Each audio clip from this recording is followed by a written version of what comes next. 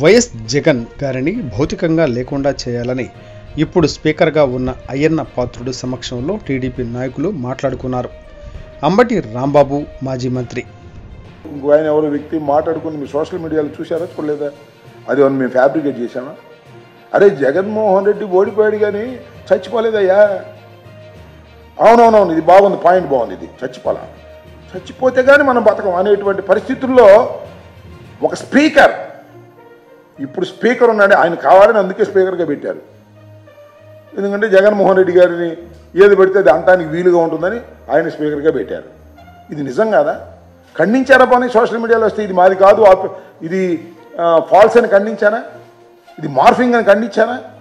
ఇందులో ఖండించలేదుగా. ఇది బాధ్యత కలిగినటువంటి స్పీకరే మాట్లాడుకుంటున్నటువంటి సందర్భం. మేము ఆరోపణ చేయటం కాదు, వాళ్ళు మాట్లాడుకుందాం, నేను కంప్లైంట్ చేసిన అవసరం ఉంది. Government has to take action. నిజంగా లా అండ్ ఆర్డర్ కాపాడాలి అనుకుంటే అదే లేనటువంటి పరిస్థితుల్లో పనిచేస్తున్నారు కదా. ఇది దుర్మార్గమైనటువంటి కార్యక్రమాలు కావాలని ఇంటెన్షనల్గా ఈ ప్రభుత్వం, కూటమి ప్రభుత్వం చేస్తున్నది. దీన్ని ప్రజలు గమనించాలని, ఇప్పటికైనా ప్రభుత్వం హుందాగా వ్యవహరించే కార్యక్రమం చేయాలని మేము కోరుకుంటున్నాం.